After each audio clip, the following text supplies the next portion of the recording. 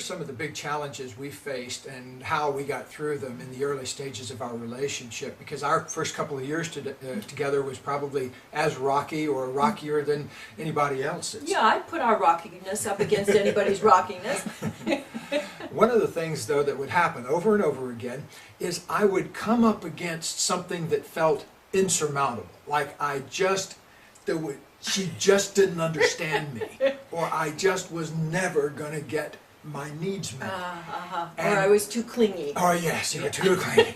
And that was one of my big things. I got to have my freedom. I was She's so too offended clingy. at that. Yeah, because here she was, this very powerful, strong person, and I was projecting on her that she was clingy, you know. But anyway, what got us through those early years was something very simple, and that is willingness and commitment.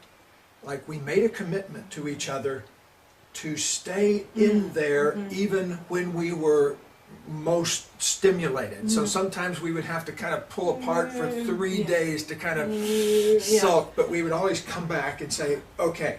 It would be like, I'm in. I'm in. So even though all this stuff is happening, I'm more interested in being in. I'm here. You know, I went away for a little while, but now I'm here.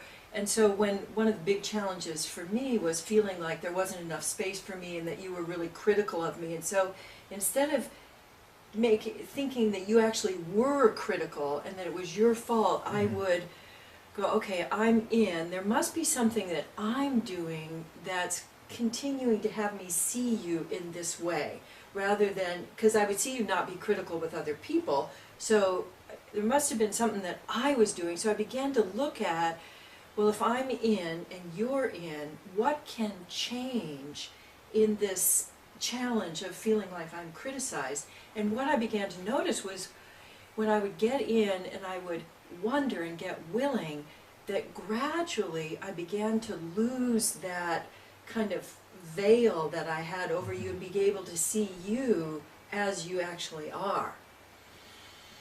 Yeah, so if you're looking for a 1-minute miracle today in your relationship, here's a good thing to do. Ask yourself, am I willing to go through all the changes that need to happen in me to get to that place of really feeling a steady flow of love and positive energy all the time? And ultimately, am I willing to make a commitment to the relationship that's bigger than my ego? I guess that's really what needs to happen to enable you to get through all the really stuck places.